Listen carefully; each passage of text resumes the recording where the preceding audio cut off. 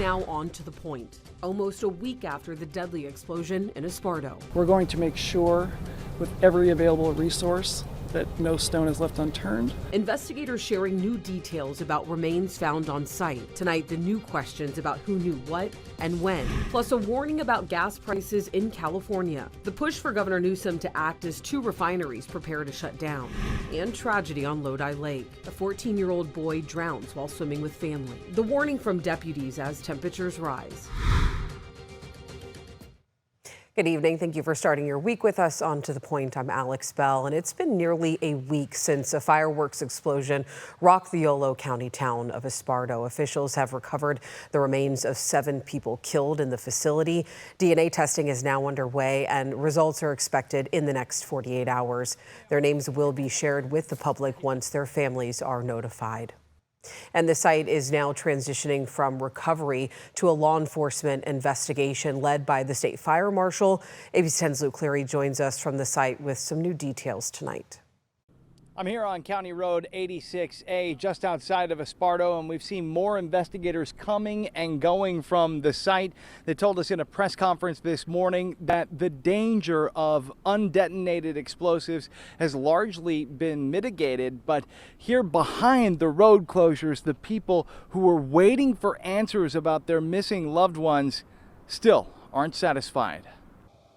Investigators combed through the debris field at the Esparto fireworks facility where the remains of 7 victims were recovered. They'll be identified by DNA in coming days. Officials say they're working as quickly as they can. I can tell you we've been operating empathetically and with the urgency that the situation demands. There have not been days off. There's no vacations taken here. But it's been nearly a week since the explosion rocked this community. The family of the missing bringing food, water, and shade to sustain the long wait in the heat. An attorney now speaking on their behalf. Now at this point, I think they realize that it's taking longer than they thought, but also that they're not really getting the answers that they wanted. Samantha Ortiz represented one of the missing, Joel Melendez, half-brother to Jesus and Johnny Ramos, also still missing. Now she's representing their families. I think being here, being together is a sense for them of almost like having their family members with them. This is the last place where they were. There's some spirituality behind that. She says the families want to know what started the fire, if the facility was equipped with sprinklers and other safety measures, and how firefighters responded. The Esparto fire chief emphasized that the investigation is now in the hands of the state fire marshal. As much as you all want answers and the family want answers to these things, we have an obligation to make sure that this is done the right way and done thoroughly. Family members still camping out beyond the road closures, the sprawling investigation, and the answers they seek just out of reach. And many questions are still swirling about how a Yolo County Sheriff's lieutenant and an Esparto volunteer firefighter are connected to this property. The fire chief here says that that firefighter is currently on leave and that the fire department was aware of the fireworks on site, that they have done site visits, but he did not go into more detail beyond that. Reporting in Esparto, Luke Clary, ABC 10. All right, Luke, thank you. And tonight, investigative reporter Andy Judson has been speaking with sources close to the investigation. She brings us new information about licensing and oversight. Yeah, there are 2 companies linked to the warehouse where the deadly explosion occurred: Black Star Fireworks and Devastating Pyrotechnics. Both had licenses linked to the property.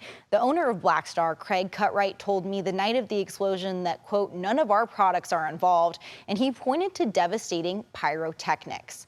Well, tonight, a source close to the investigation said they are focusing on the possibility that the explosion came from Devastating Pyrotechnics. The source also said the warehouse facility has been used to store fireworks for 30 years, and that investigators suspect illegal fireworks were possibly being manufactured on site.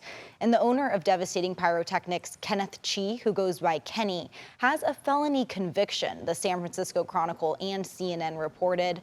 And through the state, Kenny was able to obtain multiple licenses, But what's now coming into question is how he may have obtained a federal license, which is also a requirement. Under federal law, people with convictions are barred from holding a fireworks license. And a fireworks expert says this is a major disconnect between federal and state regulations and could be a critical factor. Now, we reached out to the federal entity that regulates fireworks, the Bureau of Alcohol, Tobacco, and Firearms and Explosives, to confirm who is listed on that federal license and whether Kenny Chi held the document required to operate. A spokesperson directed us to CAL FIRE and said the investigation is still ongoing. And ABC 10 reached out to attorneys for Kenneth Chi, asking for his response to these allegations and if fireworks were being illegally manufactured or built on site. His attorney said, quote, Kenny Chi is innocent of any wrongdoing. Until the investigation is concluded, we will refrain from further public comment. We also reached out to Black Star's Craig Cutright today. He did not respond. And we have continuing coverage of the Esparto fire, including how we got to this point in the investigation right now on our ABC 10 Plus TV streaming app, and that app is free to download straight to your TV. Well, lawmakers and leaders in the petroleum industry are calling on Governor Gavin Newsom to stabilize the state's transportation fuel markets, warning that if the governor doesn't act soon, the cost could fall on drivers at the gas pump. This comes after the California Energy Commission sent the governor a letter with a list of recommendations as 2 refiners are set to close in the state. ABC 10's Jeannie Nguyen explains the recommendations and how the governor is also responding. It's important that the governor take action right now, this week, today. In this letter to Governor Gavin Newsom, Senator Brian Jones is asking for a solution in an effort to prevent 2 major gas refineries from closing. Jones's concern is that if they close, the impacts will be felt by California drivers when paying for gas. This week, AAA reports the average cost of gas in California is at $4.56 a gallon. It's like $2.50 a gallon in Texas and $4.50 a gallon here. Not only is it $2, it's like 50% more here. Jones's letter comes after the California Energy Commission's vice chair, appointed by the governor, released this letter with the recommendations to ensure the state has adequate fuel supplies. Even though the CEC still encourages the state to invest in new clean and alternative fuels, it also says the state should work to retain in-state refineries and stabilize crude oil production. We are at a tipping point. This is a time when we are going to see and need action from the governor, from the agencies that report to him, and from the legislature to implement all the things that Commissioner Gunda outlined in this letter. During a press conference last week, Governor Newsom addressed the CEC's letter by saying he's having meetings with refiners and people in the industry. Refineries all across the globe are struggling. You've seen national reports that reinforce these global trends. We're not immune from them. There's a large refiner in Texas, extraordinarily large, that went out of business. But industry leaders say this is a California issue and the state needs to address it sooner than later. We find ourselves in this place because of various policies that have been implemented in the state that makes it very difficult for refiners or producers to continue to do business here. And we have got to turn that around, or we will see more refineries that will leave the state, not less. In Sacramento, Jeannie Nguyen, ABC 10. The governor says he will be working with legislative leaders to make some considerations based off the recommendations listed in the CEC's letter. Illegal fireworks lit up Sacramento County over the holiday weekend, despite many warnings from fire officials. Sac Metro Fire says they responded to 300 fire calls on Friday alone. Officials say people were seen lighting fireworks near dry grass and vegetation and in neighborhoods where, they can land on roofs and businesses, and in one situation, even lighting fireworks towards first responders. The number of illegal fireworks that are used, some of the disregard for safety concerns, as well as the well-being of either family and friends of people that are using those, or even some of the responders. Metro Fire is reminding the public fire season is not over and fireworks after the 4th are illegal. They're urging people to take the law seriously. An investigation is underway in Stockton after a small fire was set at the city library over the weekend. Fire crews say around 10 p.m. Saturday, they found a broken window and flames inside. The fire was quickly put out and officers searched the building, but no suspect was found. New tonight, the Department of State Hospital has found that a sexually violent predator that was set to be released is no longer suitable. The Placer County District Attorney says last week during a hearing for William Stevenson, the Department of State Hospitals admitted that they've been paying $4,500 a month to hold the release site despite not completing an assessment to determine if it's even appropriate for placement. A hearing on his potential release revocation has not been scheduled. Still ahead, a deadly day on the water, the drowning of a 14-year-old at Lodi Lake now prompting a new warning from the sheriff's office. Plus, the race to find the missing in Texas, rescue crews on the ground as communities mourn after deadly floods. And temperatures will be a little cooler than normal tomorrow, but I do have some triple digits in the forecast, and I've got that forecast after the break.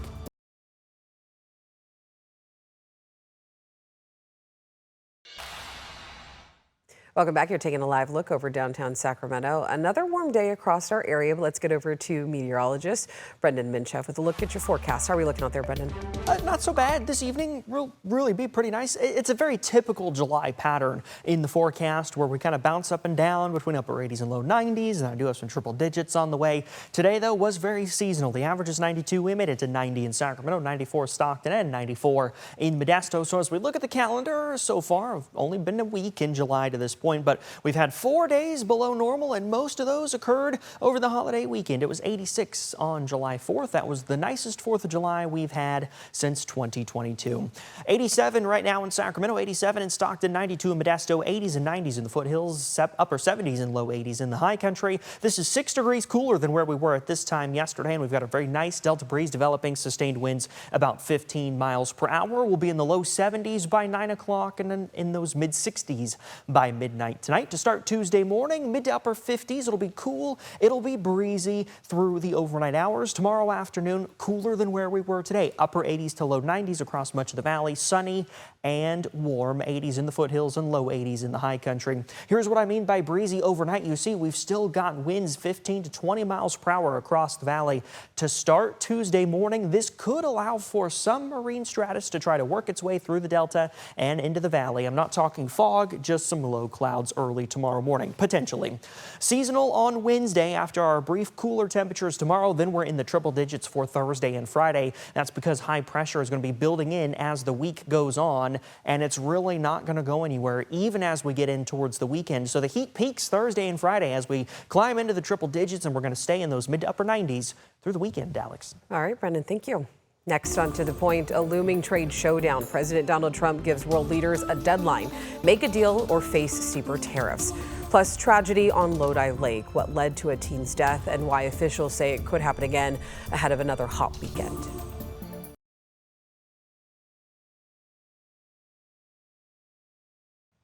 Welcome back in. Tonight, a Sacramento family is grieving after a day at the lake ended in tragedy. A 14-year-old boy drowned, and now officials are warning others as the summer heats up. ABC 10's Gabriel Porras has the story for us tonight. Beneath a still surface, dangers on San Joaquin County's water wait in silence. In a moment, something can happen, the current can change. And a moment is all it took Thursday to turn an afternoon of laughter into an evening of loss. A 14-year-old boy drowned while at Lodi Lake with family. The medical examiner's office identifying him as Ivan Holmes, but his sister says he was known as Chase Boyer. She says her younger brother stepped into a hidden underwater drop and never resurfaced.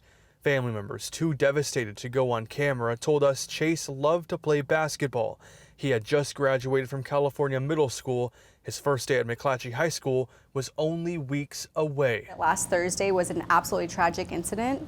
I pray that no family has to endure something like that again. But as summer swelters and nearly 700 miles of rivers and lakes across the county fill up, a dangerous season is only starting. It has been a very busy season. I can give you an example of a call that we had last week. Was a female who was enjoying her raft and somehow she drifted away from shore, and because of the current was unable to get back. Fortunately, she had her cell phone with her. She called 911.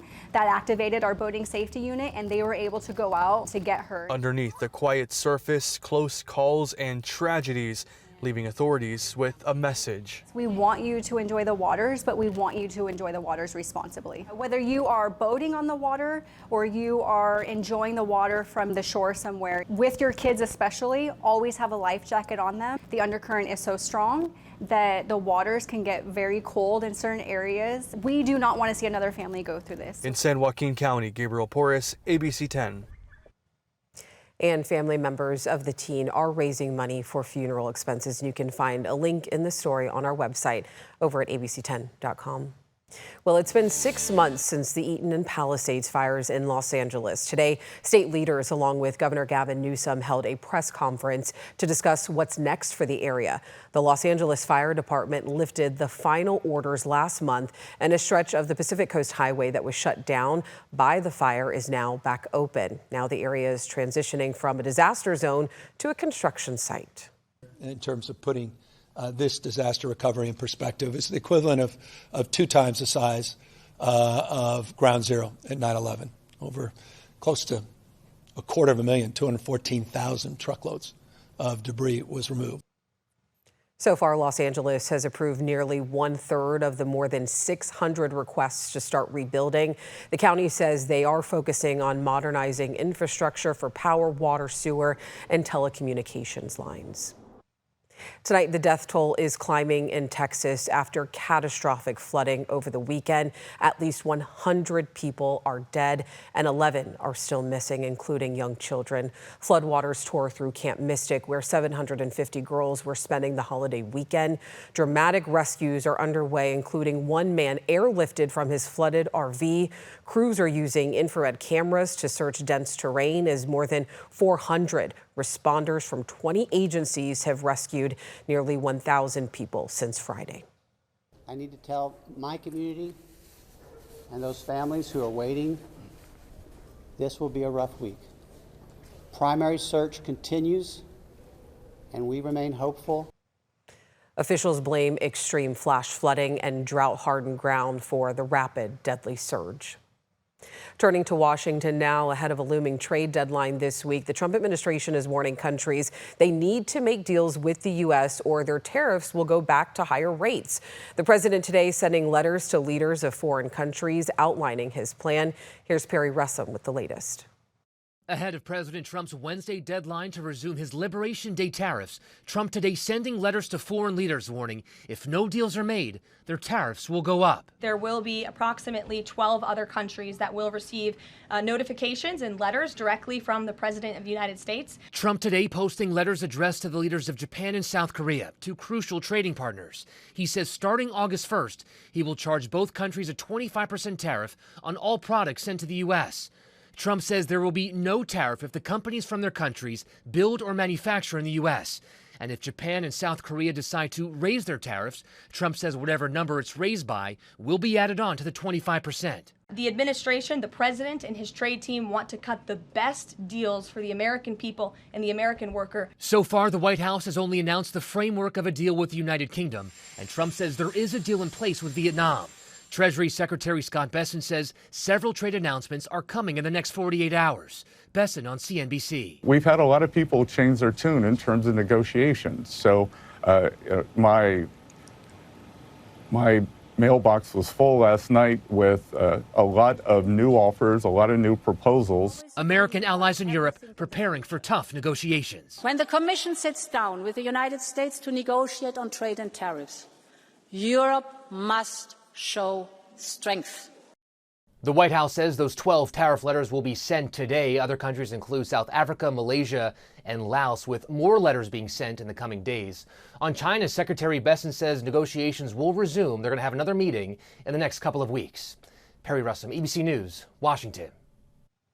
Tonight, the feud between President Trump and Elon Musk is heating up. Musk says that he's following through on his threat to launch a new political party called the American Party after the passage of the so-called Big Beautiful Bill. He's blasted Republicans for backing the bill, which could add trillions to the national debt. When asked about Musk's move on Sunday, Trump dismissed it as ridiculous. I think it's ridiculous to start a third party. Third parties have never worked, so he can have fun with it, but I think it's ridiculous. Musk spent at least $250 million backing Trump in 2024. He could shake up the 2026 races and possibly shift control of Congress. Next, on To the Point, the end of an era, why a beloved Sacramento diner is closing its doors for the second time in 5 years.